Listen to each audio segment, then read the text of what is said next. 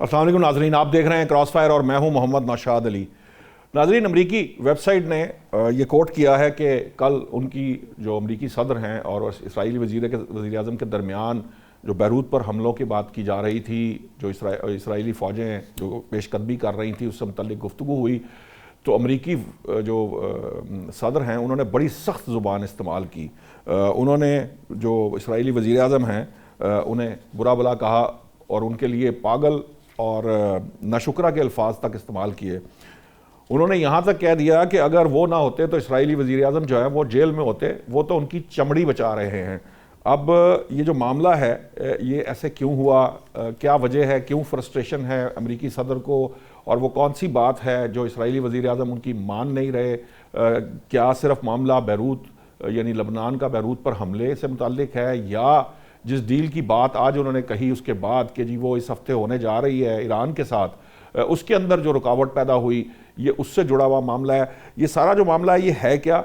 इस पर बात करने के लिए डॉक्टर शाजिया चीमा माहिर हैं जो आलमी अमूर हैं, उनके ऊपर एयर वाइस मार्शल है एजाज़ महमूद साहब, दिफाई तजिया निगार हैं, और हमारे हर दिल अजीज़ जो शहजाद फारूकी साहब सीनियर जर्नलिस्ट हैं, उन्होंने हमें शो में ज्वाइन किया। मैं सबसे पहले डॉक्टर शाजिया चीमा साहिबा, ऐसा क्या हुआ कि इसराइली वज़ीर आज़म और अमरीकी सदर जो हैं वो जो है वो इस किस्म की गुफ्तगू उन्हें करना पड़ गई आपस में? एक्चुअली तो अमरीकी सदर ने डांटा और वो ओके ओके कहते रह गए। देखें, ये खबर एक्सियोस ने छापी है, ये रिपोर्ट वहां से आई है, और एक्सियोस जो है वो ज़ायनिस्ट लॉबी का फ्रंट ऑफ फेस कह लें। सारी फंडिंग उनके पास यही होती है। तो मेरा नहीं ख्याल कि ये, हमने कुछ टाइम पहले भी सुना था कि जी नेतन्याहू को बड़ी डांट पड़ गई ट्रंप से। इतनी ही वो डांटें खाने वाला होता तो दुनिया में अब तक अमन हो चुका होता ना, हम ये हालात देख ना रहे होते। तो मेरी अपनी रीडिंग है, मेरा ख्याल है ऐसा कुछ नहीं हुआ। वो दोनों के जेडी वैंस दरमियान की भी झंझलाहट नोकझोंक जरूर होती हुई रही है होगी। पहले इसराइली प्राइम मिनिस्टर से, आपको याद होगा वो भी रिपोर्ट हुआ था। जी बिल्कुल, हमें सबसे पहले ये देखना पड़ता है रिपोर्ट कहाँ हुआ। जेडी वैंस की बात अगर करें तो थोड़ा बहुत उसमें सब्सटेंस इसलिए भी नजर आता है, वो डिफरेंट कैंप में है, वो अपना फ्यूचर और तरह से देख रहे हैं, वो अमेरिकन पल्स को समझ रहे हैं। तो समझ में आने वाली बात है कि उन्होंने शायद ये किया। ये मेरी रीडिंग है, बाकी हम अपने कोलीग जो हैं ऑफ कोर्स वो इस पे अपना जो है बताएंगे कि उनकी क्या अंडरस्टैंडिंग है इसके बारे में। मेरी अंडरस्टैंडिंग है कि ऐसा कुछ नहीं हुआ, क्योंकि इसका प्रियम्बल ये है कि मार्को रूबियो के मुंह से निकल गया जो हमेशा निकल जाता है, और ये भी सोचने की बात है कि उनके मुंह से ही बातें क्यों निकलती हैं। जैसे पहले उनके मुंह से निकल गया था कि हम जंग पे ना जाते तो नेतन्याहू अकेला ही चला जाता, तो समेटना तो बाद में हमें ही पड़ता। तो ये जो लेबनान पे हमले हो रहे हैं, इसमें मार्को रूबियो ने कहा कि जी हमने ग्रीन लाइट किया, हमारी मर्जी के बगैर इसराइल क्या कर सकता है, और हमने ग्रीन लाइट किया हमारी मशावरत से। सब कुछ जो है हम इकट्ठे ही कर रहे हैं, और हमने वहां पे दहशतगर्दों का खात्मा करना है। और उसके बाद फिर ये था कि किसी ने मशवरा दिया होगा, मेरी अपनी अंडरस्टैंडिंग है कि इतना बड़ा बयान आपने दे दिया, एक तरफ आप मुज़ाकरात का झांसा वहां लगा के बैठे हुए हैं, उस भी दलदल से आपने निकलना है। यहाँ आप कह रहे हैं कि जी लेबनान में इतनी सिविलियन कैजुअलिटीज हो गई हैं, और पूरे का पूरा जो है दाहिया वो कह रहे हैं जी, ऐलान करवा रहे हैं आप खाली कर दें। लतानी के उस पे किनारे पे वो पहुंच चुके हैं, वो कह रहे हैं इसको हमने गोलान की तरह बफर जोन बनाना है। तो इस वक्त ये स्टेटमेंट कुछ मुनासिब नहीं थी कि आप एक जंग में जाकर शिकस्त को धोने के चक्कर में हैं, तो दूसरी जो है आप कह रहे हैं जी कि हमारी मशावरत से हो रही है। तो मुझे लगता है कि फिर उसके बाद फिर ये सारी जो है ना टामक टोइयां वो यही हैं कि जी मैंने उसको रोका तो उसने मुझे रोका। किसी ने किसी को नहीं रोका, सब कुछ एक ही तरीके से चल रहा है। ये एक ही किसी ब्रॉडर डील का हिस्सा जरूर हो सकता है कि जब तक आप उधर का जो है वो चीज़ें समेट रहे हैं, और ईरान जो है उस पर पोजीशन ले बैठा है कि मेरी तमाम तर शराइत में से पहली शर्त ये है कि लेबनान और गजा के अंदर जंग रुके। तो हमें थोड़ा सा जो बीच में विंडो मिल रही है, इसमें हम जो कुछ कर सकते हैं, हमें सीरिया की तरह इस तरफ भी एक बफर जोन अब इस तरह से चाहिए कि 2006 की तरह दोबारा हिजबुल्लाह हमारे से वो वापस ना ले पाए। तो हम जो हैं, और लेबनीज गवर्नमेंट जो है वो ऑलरेडी हमारे पास है, तो उनकी तरफ से तो कोई मसला है नहीं।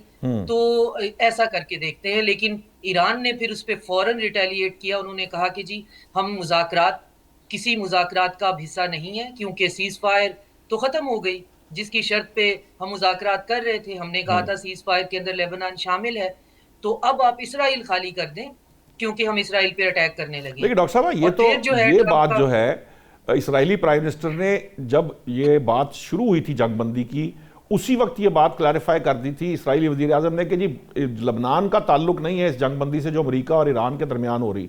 तो इतना अरसा जो बातचीत हुई वो उस वक्त हुई जिस वक्त लबनान पे भी हमले हो रहे थे और इसराइल जो है मुज़ाकरात भी बैक वक्त कर रहा था लबनान के साथ अलग से। उसमें वजह ये है कि मुज़ाकरात जो हैं उसमें लेबनान की शर्त तो बहरहाल मौजूद थी और उस शर्त में कोई नरमी भी नहीं थी। लेकिन हमले वैसे ही थे जैसे गज़ा पे हो रहे हैं जिसके बारे में आप इंटरनेशनल कम्युनिटी को इतना मतवजा नहीं करा सकते, लेकिन ईरान मुसलसल एक पोज़ीशन तो लेके बैठा हुआ है और डायरेक्ट मुज़ाकरात की मेज़ पे भी अभी नहीं बैठा है। अभी तो ख़तो-किताबत ही चल रही है कि हमारा ये पैगाम ले जाइए, ये पैगाम ले आइए। तो ठीक। अब उन्होंने वो पैगाम रसानी का जो सिलसिला है उसको भी बंद करने की बात की है। तो उसके बाद फिर अब लेबनान पे हमले जो हैं वो ख़त्म हुए हैं और रुके हैं थोड़े से। अब देखना ये है कि जितनी तबाही वहाँ मच गई है उसको कैसे जो है वो रोका जा सकता है या ख़त्म किया जा सकता है। लेकिन ईरानियन पोज़ीशन जो है वो ख़ासी इस मामले में स्ट्रॉन्ग नज़र आती है कि लेबनान जो है वो ऑफ़ कोर्स इंक्लूडेड है, प्लस हमारे जो हैं आप पैसे जो हैं दें थोड़े बहुत, नहीं तो हम स्ट्रेट ऑफ होर्मुज़ से पूरे कर लेंगे। तो सवाल यहाँ से था कि जी ट्रंप जो है उन्होंने डांटा है वो तो कतर ने नेतन्याहू भी को, तो सपोर्ट मेरा कर दिया है ख्याल ईरानी कि मौक़िफ़ को कि उन्होंने कहा कि कुछ देर के लिए ये कलेक्ट किया जा सकता है टोल टैक्स जो है किसी भी शक्ल के अंदर। एयर वाइस मार्शल साहब, ये अब डॉक्टर साहिबा तो कहती है कि ऐसा कुछ हुआ नहीं है, उनकी बात दुरुस्त हो सकती है, लेकिन अगर ये बात भी मान ली जाए तब भी कहीं ना कहीं ये एलिमेंट ज़रूर है कि ईरान की रिटेलिएशन की वजह से अगर फ़र्ज़ कीजिए कि ईरान को ही मुज़ाकरात पे दोबारा आमादा करना है तो उसके लिए भी अगर अमेरिका को ये करना पड़ा, चाहे ऐसा हकीकत में ना हुआ हो लेकिन ये खबर निकलवानी पड़ी, तो इसका मतलब ये ज़रूर है कि अमेरिका जो है वो ईरान अब ड्राइव कर रहा है इन मुज़ाकरात को और अपनी शर्तें मनवाने की पोजीशन में है। जी बहुत शुक्रिया। मैं बिल्कुल डॉक्टर साहबा की बात से इत्तेफाक करता हूँ।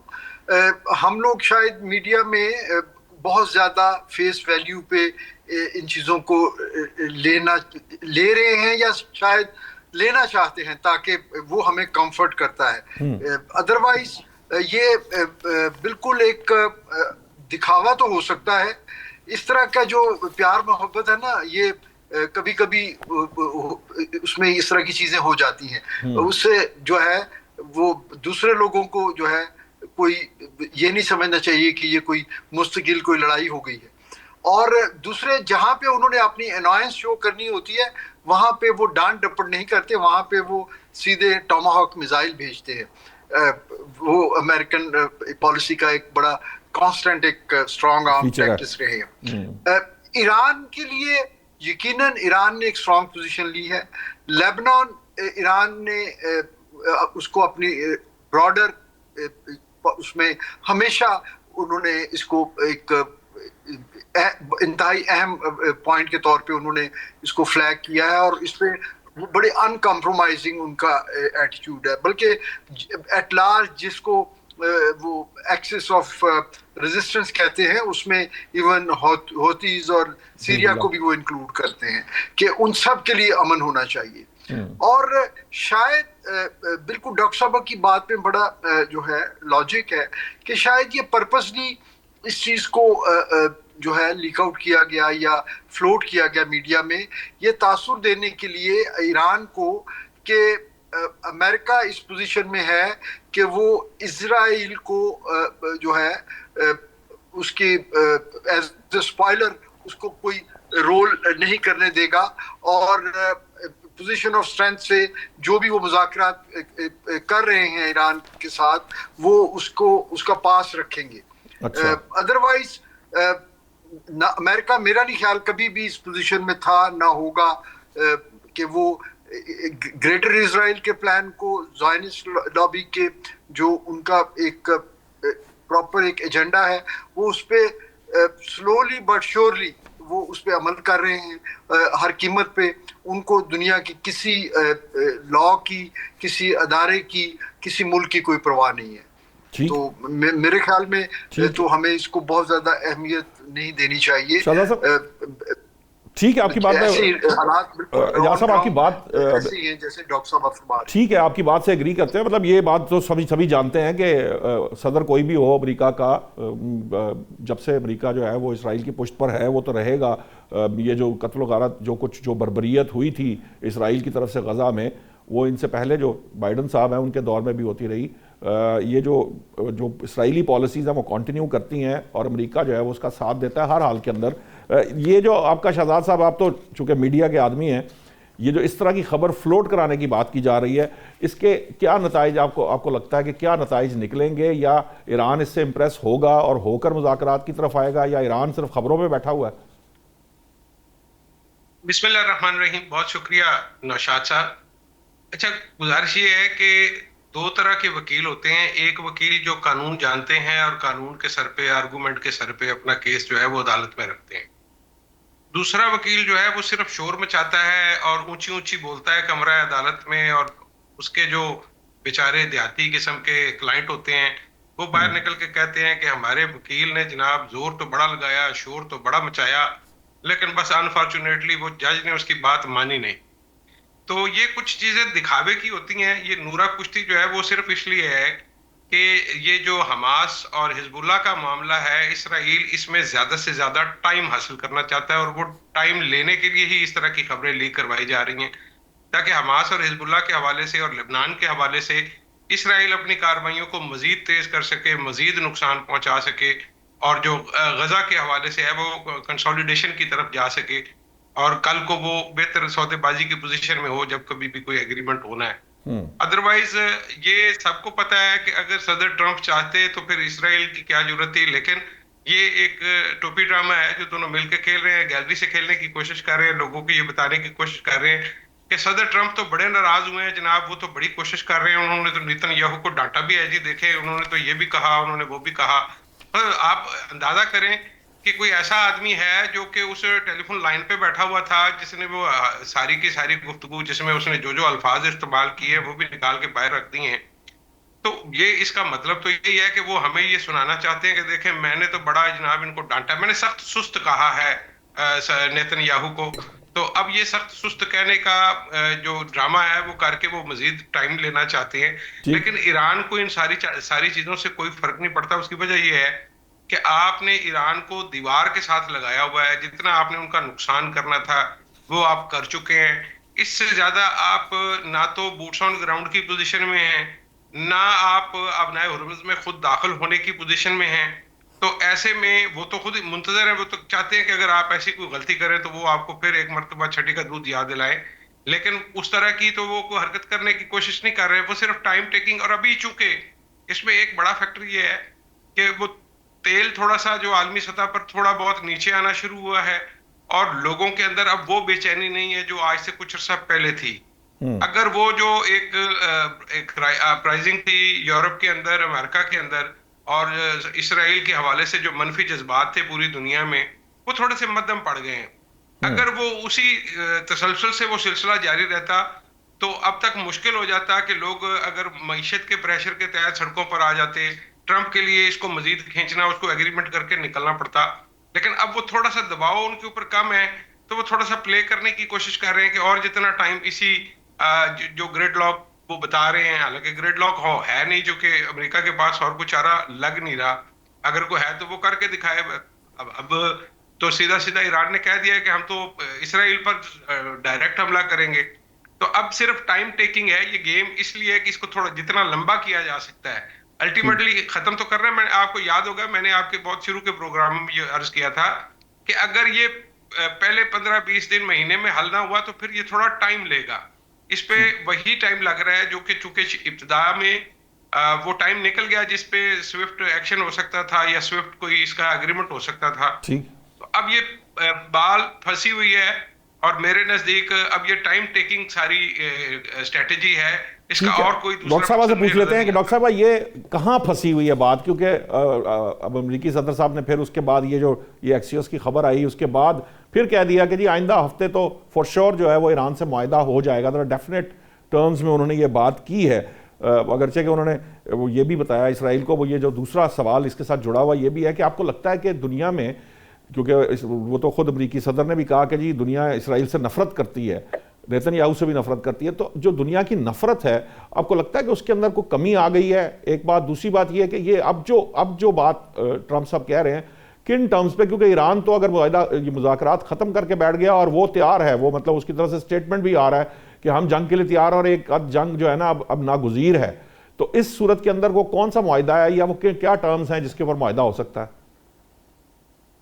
देखिए, बॉल जो शहजाद साहब जिस बॉल की का जिक्र कर रहे हैं कि वो कहीं फंस गई है और फिर वो किसी ऐसी नाली में जो बच्चों के हाथ नहीं आ रही है, तो वो गलत फैसले की नाली है और बहुत गंदी है, और जिसमें अब हाथ कोई नहीं डालना चाह रहा है, और बहुत ही बुरे तरीके से उनको समझ नहीं आ रहा कि अब हम इसमें से निकलें कहाँ। और मुझे नहीं लगता कि इसमें कोई मुआहदे की शक्ल में निकलने का कोई रास्ता हो सकता है। इस पे निकलने का एक रास्ता ये है कि ईरान पे वही अटैक किया जाए जिसका जो है वो बाजा बज रहा है, जिस पे सारी की सारी जो है जनरल केन से लेकर लिंडज़ी ग्राहम तक और ये सारे के सारे जो हैं बार-बार एक बात को रिइटरेट करते हैं कि वन फाइनल जो है हमें ब्लो वहाँ पे करना ही करना है, वन फाइनल अटैक। या तो एक ये है और वो करके देख लें कि ईरान रिटेलिएट करता है या नहीं। एक तो इसका हल ये है, और दूसरा हल ये है कि चुप करके वापस चले जाएँ। मीडिया सारा इनके हाथ में है और मीडिया को किसी और ध्यान लगा दें, और उसमें मेरी अपनी सिनिसिज्म के साथ मैं कह सकती हूँ कि फिर अब रुख कर ले क्यूबा की तरफ, जहाँ पे तैयारी भी इन्होंने पक्की हुई है।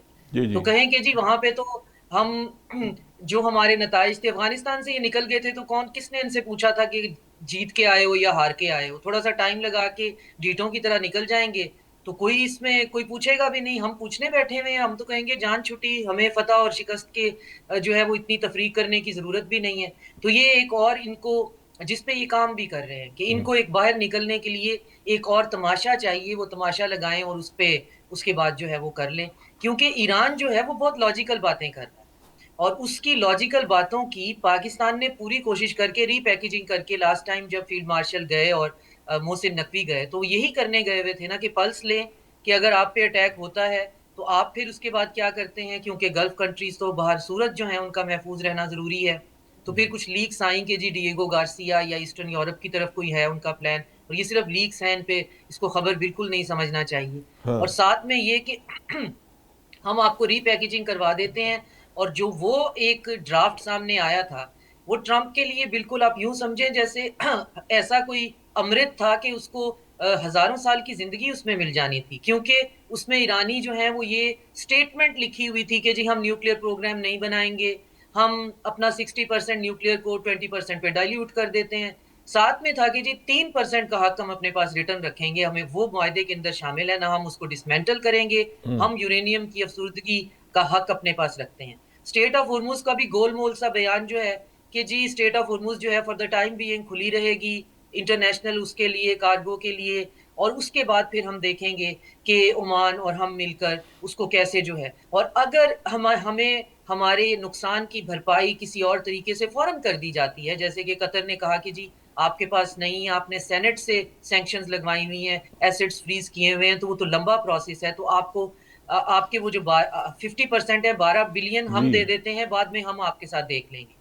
तो ये 2 चीज़ें रीपैकेजिंग पाकिस्तान ने वहाँ पे सर खपाई करके इनको करवा के दे दी, जाके इसको इस लॉलीपॉप को बेच देते कि जी स्टेट ऑफ होर्मुज़ भी हम खुलवाए हैं, और न्यूक्लियर के जो हम बाजा बजा रहे थे, वो भी ईरान कहता है कि नहीं, और चुप करके निकल जाते हैं। लेकिन मसला ये है कि वहाँ पे भी फिर ऐसे हार्डलाइनर बैठे हैं, जिन्होंने रॉबर्ट केगन जैसे, जिन्होंने फिर इस पे आर्टिकल लिखने शुरू कर दिए कि इतनी शिकस्त और ह्यूमिलिएशन हम ढोएँगे कैसे?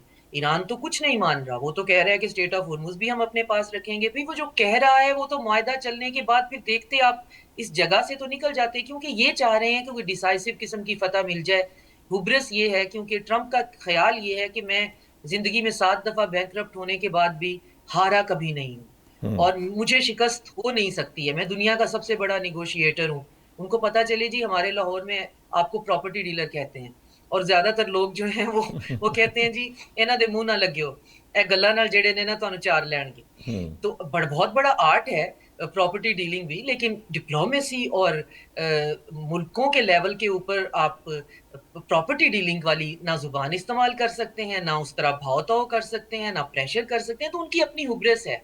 और उनको ये लगता है कि मैं हिस्ट्री में एक ऐसे एम्परर के तौर पे नहीं जाना चाहता, जो कि इस तरह से लिखा जाए कि वो जो न्यू वर्ल्ड ऑर्डर है, वो मैं उसका दरवाज़ा खोल के गया। और उसको ये भी भिनक कहीं से पड़ गई है, इतना वो चाहे कितने ही उसके इर्द-गिर्द लोगों का घेरा तंग हो, उनके अपने इंटेलिजेंस के चीफ जो है तुलसी गैबर्ट हैं, और एक और जो इंटरव्यूज़ वगैरह देते हैं जिन्होंने रिज़ाइन किया है, उनका कहना है कि इनकी टेबल पे इंटेलिजेंस पहुंचने ही नहीं दी जाती थी।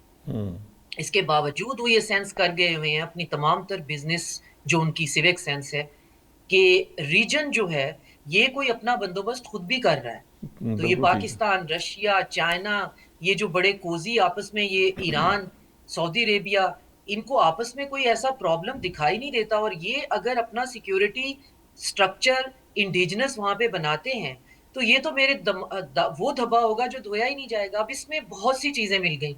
एक ये कि मार्केट स्टेबल करनी है, हर वीकेंड पे कहना है कि हम वायदा कर रहे हैं, और हर मंडे को कहना है तुम्हारी ऐसी की तैसी। ये 7 दफा मैं इसको खुद काउंट कर चुकी हूँ। ठीक बात है। मार्केट को स्टेबल रखिए थोड़ा सा।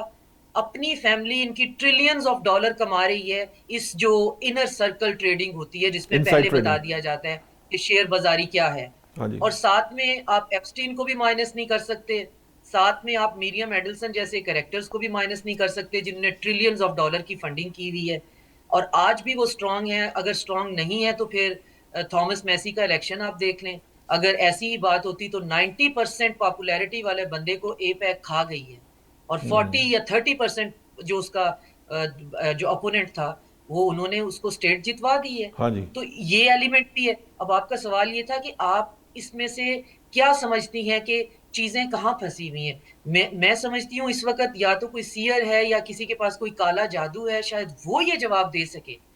ऐसा बंदा जिसका नॉर्मल जो है वो दिमाग है हमारे जैसा, और जो कॉन्स्पिरेसी भी एक हद तक ही कर सकता है, हमारी समझ जवाब देगी है, क्योंकि इसके अंदर लेयर्स इतनी ज्यादा है। कौन कितना फंसा हुआ है, कहाँ फंसा हुआ है। जायनिस्ट लॉबी से इनकी खटास ज्यादा है या मुसलमानों से नफरत ज्यादा है। चाइना को कंटेन ज्यादा करने की ख्वाहिश है एज अ पीयर कंपेटिटर, या अपनी इज्जत ज्यादा बचानी है। रशिया से इंपीरियल नफरत है या यहाँ से निकलना है। और फिर गल्फ के अंदर इनकी क्या सूरत हाल होने वाली है, वहां पे इनका क्या फ्यूचर है। तो इसमें चीजें इतनी ज्यादा हैं जिसपे कभी वक्त गुजरा तो अपने बच्चों के लिए किताबें जरूर सब जो लिखी हैं जा वो लिख जाएंगे, पर अभी किसी के पास कोई जवाब नहीं है अनटिल एंड अनलेस कि कोई क्रिस्टल बॉल ना हो किसी ठीक के पास। ठीक है। ये एवीएम साहब, ये जो अभी फाइनल ब्लो की बात की जा रही है या सिक्योरिटी फ्रेमवर्क की, तो हमारे रीजनल तो अलग है, लेकिन जो कुछ कर सकता था यूएस, अभी शहजाद साहब ने कहा कि अपनी तो उसने जो कर सकता था वो करके देखा है, वो किया है। ये जो फाइनल ब्लो है, आप क्या समझते हैं कि कोई ऐसा फाइनल ब्लो यूएस दे सकता है जिससे कम से कम उसको ये फेस सेविंग मिल जाए कि हाँ वो यहाँ से भाग सकता है? क्योंकि डॉक्टर साहब ने जो कहा कि जो पाकिस्तान ने पैकेजिंग करके दी थी वो बेस्ट टाइम था कि वो उसको यूज़ करते उस पैकेजिंग को और उसको निकल जाते। लेकिन ये जितने एलिमेंट्स गिनवाए हैं डॉक्टर साहब ने, इससे भी ऐसे कई ज़्यादा एलिमेंट्स इसमें शामिल हैं। उन तमाम एलिमेंट्स के होते हुए क्या मुमकिन है कि ये सिर्फ एक ब्लो दे के निकल जाने से इनको जो है वो फेस सेविंग मिल जाएगी यूएस को? नहीं, देखिए, वो अगर कुछ कर सकते होते तो वो कर चुके होते। फिर वो इतने प्रोलॉन्ग सीज फायर और इतनी बैक एंड फोर्स जो है ना, वो बैक चैनल डिप्लोमेसी का सहारा न लेते, और वो इससे बहुत पहले वो कर सकते थे, लेकिन वो कुछ कर नहीं सकते। देखें, आपने तो फिर इस फाइनल ब्लो का मकसद क्या है? ये मतलब इसे क्या निकलेगा? मजीद प्रॉब्लम नहीं बढ़ जाएगी उनकी? मेरा नहीं ख्याल कि ये रिटॉरिक्स हैं जी। मेरा नहीं ख्याल कि कन्वेंशनल डोमेन में इस जो कुछ वो कर सकते थे वो कर चुके हैं। इससे ज्यादा वो कुछ नहीं कर सकते अनलेस के वो न्यूक्लियर ऑप्शन पे चले जाएं। मेरा नहीं ख्याल कि वो अपेरेंटली इरेशनल जरूर हैं, अनप्रेडिक्टेबल जरूर हैं, लेकिन मेरा नहीं ख्याल कि वो इस हद तक जाने की पोजीशन में है। वो उनको शायद एक से ज्यादा बार इस पूरे किस्से में उनको एग्जिट विंडो मिली, लेकिन वो उसको रीड नहीं कर पाए। और वो इस जोन में कि शायद हम जो जंग मैदान में हारे हुए हैं, वो शायद हम मुज़ाकरात की टेबल पे ईरान को उन्होंने मिसरीड किया। उन्होंने ईरान को काइनेटिक डोमेन में भी मिसरीड किया, और जो उनकी रेजिलियंस थी और उनकी यूनिटी जो थी उसको भी उन्होंने मिसरीड किया। और अब वो ईरान की नेगोशिएशन स्किल और स्टेडफास्टनेस को भी मिसरीड कर रहे हैं, और मेरा नहीं ख्याल कि उनको इसमें से कोई कामयाबी होगी। अभी तक मेरी अपनी हम्बल असेसमेंट में ईरान एक मजबूत पोजीशन पे है, और हर आने वाला दिन जो है वो ईरान को और ईरान के उस स्टांस को मजबूती देता है कि वो अगर इस वक्त तक सरवाइव कर गए हैं तो उन्होंने आगे भी सरवाइव ही करना है। उन्होंने अमेरिका को फतह करने का दावा कभी भी नहीं किया था। ठीक, शहजाद साहब, ये जो एवीएम साहब की बात है, अब बात यह है कि मिसरीडिंग कर रहे हैं यूएस प्रेसिडेंट, किस वजह से कर रहे हैं उसका भी एक हवाला डॉक्टर साहबा ने दिया है कि उनको इंटेलिजेंस पहुंचने नहीं दी जाती। फर्ज करें इंटेल वहां पहुंचती नहीं है, तो ये भी यूएस के लिए एज सुपर पावर जो लोग मतलब ममालिक देख रहे हैं, ममालिक के थिंक टैंक्स हैं, उनके अपने सारे जो इंटेलेक्ट सर्कल्स हैं वो मौजूद हैं, उनके अपने जो इदारे हैं वो मौजूद हैं, वो इस सबको स्टडी कर रहे हैं। किताबें तो यकीनन लिखी जाएंगी, वो बात का मामला है, लेकिन जो इस वक्त ये सिचुएशन है ये यूएस के लिए अपने लिए कितना एम्बैरसमेंट है और दुनिया के सामने किस हद तक एक्सपोज कर रहा है इस करंट जो ट्रंप इंतजामिया है कि वो केपेबल नहीं है। अच्छा नौशाद साहब, ये जो प्रलॉन्ग कर रहा है वो इसी वजह से कर रहा है क्योंकि ये जो उनकी साख के ऊपर एक बड़ा सवालिया निशान लग गया है ना। मतलब कुछ अर्सा पहले तक तो वो बिलाशुबा यूनिपोलर पावर की स्टेटस थी उनके पास, और लगता यही था कि उनके इशारा अबरू पे ये दुनिया चलती है। लेकिन रफ्ता रफ्ता जिस तरह से चाइना ने अपनी जगह बनाई है, रशिया वापसी कर रहा है, तो उसमें सिचुएशन चेंज होती हुई नजर आ रही है। और जो पहले डॉक्टर साहबा ने कहा कि ये जो लोकल ब्लॉक एशिया के अंदर बनने जा रहा है और इस तरह की कुव्वतों के दरमियान बनने जा रहा है, तो वो अमेरिका के जो फ्यूचर डिजाइन थे वो तो मेरे हिसाब से सारे गलत मलत हो गए हैं। वो तो अब इनको दोबारा ड्राइंग बोर्ड पर जाना पड़ेगा और दोबारा से करना पड़ेगा, क्योंकि भारत के जरिए चाइना को कंट्रोल करने की ख्वाहिश जो थी वो भी पूरी नहीं हो पाएगी। भारत को इस खित्ते का हेडमास्टर या थानेदार बनाने की ख्वाहिश भी नहीं पूरी हो पाएगी। ईरान को लम्बा लिटाने की उनकी ख्वाहिश थी तो वो भी नहीं पूरी हो पाई। तो चीजें और पावर डायनेमिक्स जो हैं वो चेंज हो रही हैं। तो ऐसे में बिलाशुबा मैं जाती तौर पे ये समझता हूँ, ये मैं एयर वाइस मार्शल साहब और डॉक्टर साहबा की बात से जुजवी तौर पर तो इत्तेफाक करता हूँ, लेकिन मुझे लगता ये है कि इस बात का इदराक तो मौजूद है कि हम अब और कुछ कर नहीं सकते। लेकिन प्रॉब्लम यह है कि उनकी अना और उनकी साख इतनी बड़ी है कि वो किसी छोटे दरवाजे से गुजर नहीं सकती। तो ऐसे में मतलब ईरान को थोड़ी सी दानिशमंदी करनी चाहिए और उसको वापसी का एक रास्ता, फेस सेविंग उसको देनी पड़ेगी। अदरवाइज ये इसी तरह सींग फंसा के बैठे रहेंगे, फिर वो उम्मीद ये रखेंगे कि दुनिया इस सिचुएशन की आदी हो जाए और फिर किसी दिन अचानक से हम निकल जाएं। शहजाद साहब, सवाल ये है, मेरा सवाल यहाँ है कि ईरान यूएस को फेस सेविंग क्यों दे? उसने 79 के बाद से आज तक, एक्चुअली 79 का रेवोल्यूशन उस आइडियोलॉजी के अगेंस्ट था जो कि यूएस वहां जो कुछ कर रहा था। इस इनकलाब से लेकर आज तक बुजुर्ग शैतान हो, अमेरिका मुर्दाबाद हो, वो सारी जो उनकी एक जनरेशंस हैं उनके पास नैरेटिव ही एक था, दैट वाज एंटी यूएस। आपको क्या लगता है कि वो क्यों फेस सेविंग देंगे? वो तो फाइट करने के लिए भी तैयार है, और जब उन्हें पता है कि वो इस पोजीशन में हैं कि उन्होंने यूएस को जो है वो फंसा लिया है।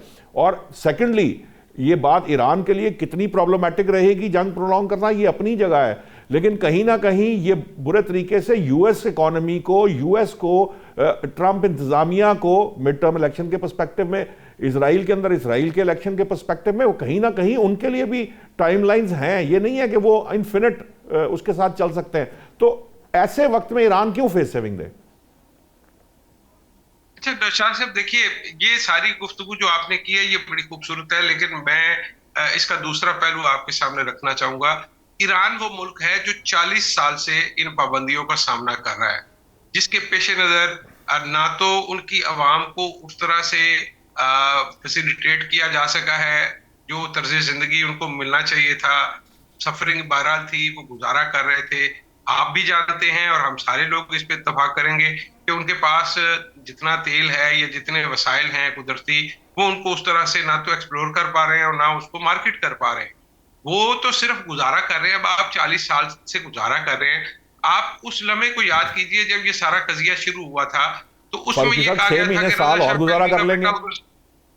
शाह साहब देखिए, गुजारिश सुन लेना, वो ठीक है, वो देखें, वो तो एक मैं समझता हूँ कि सुप्रीम लीडर और फिर जो उनकी कैबिनेट है उनके अंदर जरूर ये हौसला मौजूद होगा लेकिन मैं एक और सिलसिले में इस बात को थोड़ा सा आपके सामने रखने की कोशिश कर रहा हूं कि ये जो नई नस्ल है, जेंसी है, और इससे आगे के जो लोग हैं और इससे पीछे के जो लोग हैं, देखिए नजरियात वाली कहानी जो है वो रफ्ता रफ्ता मादूम हो गई।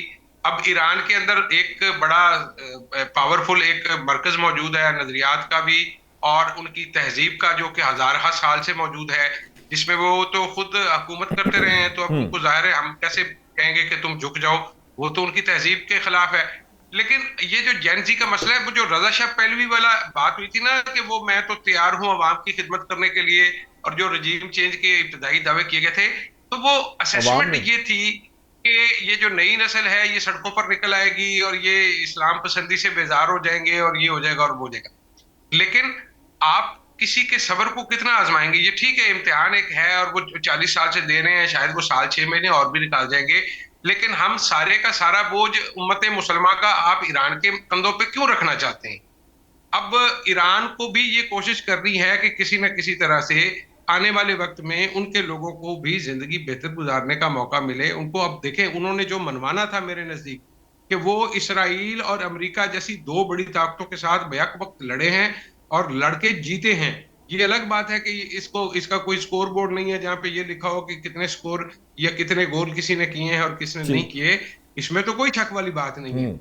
लेकिन अब ईरान को इस सिचुएशन में देखिए, ये तो आसाब का खेल है, अब ये दोनों नर्व्स का गेम खेल रहे हैं, एक दूसरे की आंखों में आंखें डाली हुई हैं। ठीक। ईरान जो है वो ये कोशिश करेगा कि मैंने जो अभी तक रेजिलियंस दिखाई है, इसके आउटकम में मैं इस मामले को वहां ले जाऊं कि इसराइल पे प्रेशर इतना बढ़ जाए, क्योंकि उनका ईरान बराह रास्त तो लड़ लेगा ईरान के साथ, लेकिन वो लेबनान वाली जो कहानी बीच में फंसी हुई है, ठीक लेबनान है। के लोगों का क्या कसूर है और गजा के ठीक लोगों है। का क्या कसूर है, उनको भी तो निकलने के लिए कोई रास्ता देना है आपने। ठीक। तो उसके लिए आपको बड़े पिक्चर को देखने की जरूरत है। ठीक है, मुझे अगर आप सिर्फ ईरान की बात करते हैं तो मैं आपकी बात मान लेता हूं कि कोई बात नहीं, वो तो 500 साल लड़ शाहजाद लेंगे। साहब, मैं हमने वापस भी तो दोबारा, कहा था ना मुझे कि ब्रेक का कहा जा रहा है, ब्रेक अभी ब्रेक लेते हैं, दिलचस्प मराहिल में दाखिल हो गई है डिबेट, वापस आते हैं। तो नेटो और यूरोपीय यूनियन का जो किरदार था इस सारे मामले के अंदर, उसका क्या सेटबैक रहा, और ये जो बात ईरान और ये फेस सेविंग वाली है, ये डॉक्टर साहबा से भी और एवीएम साहब से भी पूछेंगे, क्योंकि अब ये एक इंपॉर्टेंट नुक्ता है कि क्यों ईरान फेस सेविंग दे यूएस को। अभी लेते हैं एक ब्रेक। वेलकम बैक नाजरीन। ब्रेक पर जाने से पहले शाहजाद फारूकी साहब ये समझते हैं कि ईरान को फेस सेविंग देनी चाहिए यूएस को, लेकिन मेरा सवाल डॉक्टर साहिबा, ये जो ईरान ने 4 माह तकरीबन यानी चौथे मंथ में एंटर हो रही है अब ये जंग, जो कुछ उसने कमाया है वो सिर्फ लबनान की खातर उसे गवा देगा? पहला ही पर्सपेक्टिव जो है इस बात का। दूसरा ये है कि वो जो बेसिक क्वेश्चन था वो यही था कि ईरान क्यों रास्ता दे निकलने का अमेरिका को, और तीसरी बात इसके साथ ज़रूर अटैच कीजिएगा कि नेटो का रोल, यूरोपीय यूनियन का जो रोल है, यूरोप का जो किरदार है, वो किस हद तक अहम रहा ये जो मामला है, और यूएस को इस शिकस्त जो जिसके बारे में हम बात कर रहे हैं, इस हद तक अगर नेटो साथ होता तो क्या हालात मुख्तलिफ होते या ऐसे ही हालात होते? देखिए, ईरान ने बहुत दफ़ा मफाहमत की है। पिछले 79 की हम बात कर रहे हैं तो कितनी दहाइयाँ बनती हैं, मफाहमत ही वो करता चला आ रहा है। ये बार बार बैठते हैं, बात करते हैं। आप JCPOA को देख लें, आप उन पे लगी हुई सैंक्शंस को देख लें, आप उनके ऊपर होने वाली असैसिनेशंस को देख लें, जनरल कासिम सुलेमानी से शुरू कर लें, और उनकी अपने जो है वो प्रेसिडेंशियल इनॉग्रेशन पे उनके अपने घर के अंदर जो है हमास का लीडर, उनकी जो है एम्बेसी, तो हर दफा आपको वो रिटेलिएशन का लेवल नहीं नजर आता। लेकिन अब इस वक्त वो इस तरह से कॉर्नर हैं कि वो रिटेलिएशन करें या ना करें, दोनों सूरत में बात एक ही है कि अमेरिका ने, या ब्रॉडर वेस्ट जिसको हम कहते हैं, उनका जो हल सोचा हुआ है वो हल उन्होंने करना ही करना है। तो वो क्यों ना अपने आप को फिर कंसोलिडेट भी कर ले, क्योंकि देखें स्ट्रेट ऑफ हुर्मुज तो कभी भी बंद हो सकती थी। एक रिपोर्ट में मैं पढ़ रही थी कि जी 15 साल पहले IRGC ने, आपके प्रोग्राम में मैंने जिक्र भी किया था कि बाकायदा बात हुई तो इनकी पॉलिटिकल फ्रैक्शन ने कहा कि जी नहीं, हमें वेस्ट के साथ इस तरह से दरवाजे बंद नहीं करने चाहिए। निगोशिएशंस जब हो रही थी एनरिच्ड यूरेनियम पे, बहुत ज्यादा इनके अपने अंदर से आवाजें थी, फिर उन्होंने कहा नहीं, हमें वेस्ट के साथ चलना चाहिए, बगैर चले हमारा काम इस तरह से चल नहीं सकता। अब ये है कि अब ये कुछ भी कर लें तो इनका काम नहीं चल सकता। बशार अल असद को 20 साल लग गए, खड़े रहे, अल्टीमेटली नमक की तरह उनको खत्म कर दिया। अब इनके पास एक ही रास्ता है कि इनको अगर ये एक विंडो मिली है तो इसमें ये जो कुछ अचीव करना चाहते हैं वो कर लें, वरना अगर जो भी मुआहदा या जो भी हम उसे कह रहे हैं, मेरी नजर में वो स्ट्रेटेजिक पॉज है। 10 साल लगे, 15 साल लगे, इन्होंने मुड़ के वापस आना ही है। या वो अभी करके उसका कुछ नतीजा निकाल के चले जाएं, या फिर उसको बाद में आके देख लें। अभी पेंटागन में बहस क्या होती होगी कि जी ईरान की रिटेलिएशन की कैपेसिटी को कैसे खत्म किया जाए। तो अगर रिटेलिएशन जो है वो दोबारा कर देता है ईरान, तो फिर भी आपकी जो शिकस्त है वो और विजिबल हो जाएगी। तो न्यूक्लियर ही है आपके पास, तो वो भी करने के लिए इनको प्रॉब्लम कोई नहीं होगा। इन्होंने जब लास्ट टाइम किया था तो उसके बाकायदा रिपोर्ट्स इन्होंने छपवाई थी, उस वक्त की खबरों में मौजूद हैं कि हमने इंसानियत के लिए बेहतरी की है जापान पे ये करके, तो आने वाली नस्लें हमारी एहसानमंद रहेंगी। वो नैरेटिव की जंग ये कर लेंगे, मगर ईरान के पास कोई रास्ता नहीं। अगर उसको ये रास्ता सुझा दिया जाए कि जी आप ये बात इनकी मान लें, पिछली दफा की जंग में उन्होंने कहा जी कि हम सारे रीजनल कंट्रीज बीच में पड़े, उन्होंने कहा जी कि आप अपनी फ्योदोर्स और नतान्स जो हैं जितना एम्प्टी कर सकते हैं करें, उधर से एक एयरबेस खाली करते हैं, दोनों विन विन करके चले जाओ। हर दफा तो हम उनसे ये नहीं कह सकते ना कि आप ये खाली कर दें, आप 3-4 बम खा लें और 2-3 हम आपको लोकेशंस बताते हैं, वहां पे आप फेंकें और हम इसको जो है ना एक स्टेलमेट करके यहाँ से निकल जाते हैं। रियलिस्टिकली वहां पे ग्राउंड पे अभी भी यही बात होती है कि आखिर इस मसले से निकला कैसे जाए। तो कैसे निकले, आगे आपने किससे बात करनी है? वो जो मार्बल शॉट किस्म का बंदा है जिसका कोई पता नहीं चलता, उससे करनी है? डीप स्टेट से करनी है? डीप स्टेट से करनी है तो उनको तो फंक्शनल ईरान नहीं चाहिए। जब आपको पता है कि मैं कुछ भी कर लूं तो आपने हतमी तौर पे मेरा खात्मा ही आपका एक अकलौता ऑब्जेक्टिव है, तो जितना देर मैं जिंदा हूं उतनी देर फिर मैं वो जितना हाथ पैर मार सकता है बंदा वो फिर मारता रहता है। वो इस वक्त हाथ पैर मार रहे हैं, उनको पता है उनके फ्रोजन एसेट्स उनको मिल नहीं सकते हैं, सैंक्शंस उन पे से नहीं खत्म हो सकती हैं, यूरोप ने नहीं करनी है, अमेरिका ने भी नहीं करनी है। हाँ, लेकिन वो रीजन के अंदर अपनी कनेक्टिविटी को और बढ़ा लेंगे। उनको पता है कि स्टेट ऑफ हुर्मुज के ऊपर अगर हमने इसको कंट्रोल करना है तो कितनी बड़ी ये जिम्मेदारी है। गल्फ हमसे इंटिमिडेट ना हो, कोई आज हम उनके साथ गुडी गुडी तो नहीं होने लगे, हमारे उनके साथ कोई नए रिश्ते तो नहीं बनने लगे। और जहां तक आपका सवाल था कि यूरोप के साथ जो उनका, यूरोप के पास है ही कुछ नहीं। सादा सा जवाब ये है कि यूरोप के पास अगर कुछ होता तो वो यूक्रेन की वॉर में इस्तेमाल करके रशिया को जिस अंजाम तक पहुंचाना था पहुंचा लेते। उन्होंने अपना हर हरबा आजमा लिया है, वो उस जंग को बढ़ा रहे हैं, रशिया को इतना उकसा रहे हैं। ये एक अलग टॉपिक है, उसके लिए अलग डिबेट चाहिए। तो उसके उनके पास ऐसा कुछ नहीं, उनकी कैपेसिटी नहीं है, वो अमेरिका के बगैर कुछ भी नहीं है। वो कुछ भी कर लेते या ना भी करते तो दोनों सूरतों में फर्क नहीं पड़ना था, क्योंकि अल्टीमेटली माइनस न्यूक्लियर जो कुछ हो सकता था वो किया जा चुका है। अब एक ही ऑप्शन है, या फिर ये है कि ट्रंप के लिए मुश्किल तो नहीं है सुबह उठ के ट्रूथ सोशल पे ट्वीट कर देना कि मैं जीत गया हूं, आगे किसी ने क्या उनको कह लेना है, तो या फिर ये कर लें। एवियन साहब, आपको लगता है कि ये जो है किसी दिन ये भी कर जाएंगे ट्रंप, जो शायद डॉक्टर साहबा की बात उन तक पहुंचा दी जाए कि आप ट्रूथ सोशल पे जीत अनाउंस करें और खुदा का वास्ता हमारी जान छोड़ दें, क्योंकि असल मामला तो उन मईशतों का है जो इससे बड़े बुरे तरीके से डिस्टर्ब हो रही हैं। वो मईशतें कैसे सर्वाइव करेंगी? और ये जो अब मैं आपसे इसलिए ये सवाल पूछ रहा हूँ कि बतौर सोल्जर आपको क्या लगता है कि इस वक्त जो ये सवाल डॉक्टर साहबा के सामने रखा था, बतौर सोल्जर आपको क्या लगता है कि ईरान जो है वो क्यों फेस सेविंग दे? और अगर फेस सेविंग देता है, सिर्फ अपनी उसने इतनी जीत हासिल की है या सरवाइव किया है, उसकी बका ही उसकी जीत है, तो वो फिर सिर्फ लबनान के लिए छोड़ दे, और अगर उसके लिए भी छोड़ दे तो मतलब मुझे ये बात समझ नहीं आ रही है, डाइजेस्ट नहीं हो रही कि ईरान जो है, चाहे उसके पास कोई चॉइस दूसरी नहीं है, चाहे उसको पता है कि जैसे कह लीजिए कि मेरा इख्तिताम जिस तरह डॉक्टर साहिबा ने कहा है, लेकिन इसके बावजूद बका की जंग तो वो लड़ेगा ना हर हाल के अंदर। जी बिल्कुल। इससे पहले कि मैं डिटेल आंसर करूं, मैं डॉक्टर साहब की बात को आगे बढ़ाते हुए ये कहूं कि नेटो को तो इररिलेवेंट खुद ट्रंप साहब ने कर दिया था, अबैंडन्ड है वो, और यूरोप के पास ऐसी कैपेसिटी नहीं है। लेकिन एक बात जरूर है, आपके क्वेश्चन को पूरे फुल पर्सपेक्टिव में उसका जवाब मुकम्मल करने के लिए, कि एक चीज के ऊपर यूरोप का भी कंसेंसस है, वो ये है कि एक न्यूक्लियर आर्म ईरान जो है वो यूरोप को भी कबूल नहीं है।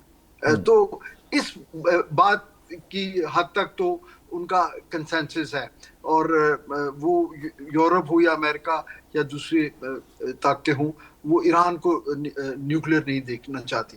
तो उसके लिए वो बिल्कुल वो अपना वजन किसी के भी पलड़े में डाल देंगे, वो इजराइल की कोई एफर्ट हो या अमेरिका की कोई एफर्ट हो। जहां तक ईरान की बात है, देखें, इस जंग में अपनी सर्वाइवल को इंश्योर करते हुए मेरे ख्याल में जो वहां पे दो ग्रुप आप कह लीजिए, या दो तरह का जो वहाँ के पावर स्ट्रक्चर में लोग हैं, एक जो रिफॉर्मिस्ट हैं या जिनको आप कहें कि वो थोड़ा मॉडरेट हैं, वो अपनी जगह पे, लेकिन जो उनके फंडामेंटलिस्ट हैं, क्लर्जी है, उनको तो इस जंग में मेरा ख्याल है ज़्यादा जो है ताकत मिली है और वो री एनर्जाइज हुए हैं। तो इन हालात में डिसीजन मेकिंग में उन्हीं का कंट्रोल है और वो कभी भी किसी तरह का भी कोई कॉम्प्रोमाइज नहीं करेंगे। वो जो है, उनके लीडर ने एक एग्जाम्पल कायम कर दी ना, वो उन्होंने अपनी शहादत दे के उन्होंने वो एक बार हाई कर दी है ईरानियंस के लिए। तो अब ईरानियन जो है वो कॉम्प्रोमाइज नहीं करेंगे, वो अपनी जंग लड़ेंगे और हर आने वाला दिन मेरा ख्याल है उनको ये उनके इस नजरिए को और उसको और ज्यादा तकवीत देगा कि हम प्रोलॉन्ग कर सकते हैं अपने सर्वाइवल। तो एडमिन साहब, मसला ये है कि फिर अगर वेस्ट ये समझता है कि उन्होंने उनका मकसद, वाहिद मकसद जो डॉक्टर साहिबा ने कहा कि वो ईरान को ख़त्म करना है, तो आपको लगता है कि क्या ये वेस्ट अब इस पोजीशन में है इसके बाद से कि वो ईरान को ख़त्म कर सकते हैं, या आपको लगता है ये जो जिनकी बात आप कर रहे हैं, जो रिफ्रेश हो गए हैं और जिनका मोराल बहुत हाई है, वो सर्वाइव करने की पोजीशन में रहेंगे? ये मैं वॉर टैक्टिक्स के पर्सपेक्टिव में इसलिए कह रहा हूँ क्योंकि कहीं हमें कंक्लूजन भी तो ड्रॉ करना है कि ये सिचुएशन नाजरीन के लिए ये ईरान की फेवर में जाएगी या इन दी एंड वेस्ट विनर होगा। देखिए, अगर ये एक स्ट्रेटजिक पॉज है तो वो स्ट्रेटजिक पॉज का फायदा जो है वो ईरान को भी तो होगा ना, क्योंकि उनकी सारी रिजिलियंस जो है अस्करी एतबार से वो होम ग्रोन है, वो अपने इंडिजिनस प्रोडक्शंस पे हैं, या उनको दरपर्दा अगर कोई टेक्नोलॉजी मिल रही है या किसी साइबर अभी रशिया ने दी है, तो उनको जो सपोर्ट मिल रही है वो मिलती रहेगी। तो वो क्यों जंग हारें या क्यों हार की तरफ सोचें? वो ऑप्टिमिस्टिक है अपनी सर्वाइवल के लिए, और वो मेरा ख्याल है वो इन तमाम ऑड्स के अगेंस्ट अगर अभी तक सर्वाइव किए हैं तो आगे भी कर सकते हैं। ठीक, ये अगर आपने फारूकी साहब कोई चीज़ ऐड करनी है तो कर लीजिए, क्योंकि मैं अब थोड़ा सा ज़रा पॉलिटिकल उसके बारे में बात करना चाहता हूँ, गिलगित बल्तिस्तान के इलेक्शन में, क्योंकि वहाँ भी ज़रा एक महाज गर्म हो रहा है पीपल्स पार्टी और नून लीग के दरमियान भी। और मैं दो तीन सत्रें बड़ी तेजी से अर्ज कर देता हूँ। देखिए, जो ईरान का मामला है, ईरान को ये बात तो समझ आ गई है कि जौहरी कुव्वत के हसूल के बगैर इन तमाम शरारतों का और इस तरह की चीजों का रास्ता बंद नहीं किया जा सकता। सो मेरा मानना यह है कि एग्रीमेंट जब कभी भी होगा, जो कोई भी होगा, जैसा भी वो लिख के देंगे, लेकिन ईरान अब जौहरी ताकत हासिल करने के ख्वाब से पीछे नहीं हटेगा। और बदकिस्मती से अमेरिका और इसराइल ने यह मौका फराहम किया, क्योंकि जिन साहब ने ये फतवा दिया था कि ऐसी हमें इंसानियत दुश्मन किस्म की चीज़ों की तरफ नहीं जाना चाहिए, आपने उनको ही ख़त्म कर दिया, शहीद कर दिया। तो आपने वो जो एक बहाना था वो भी ख़त्म कर दिया। तो अब उनको भी पता है कि अगर हमारे पास इस तरह की कोई सलाहियत होती तो दुनिया इस तरह से हमारे ऊपर चढ़ के ये इसराइल और ना आते।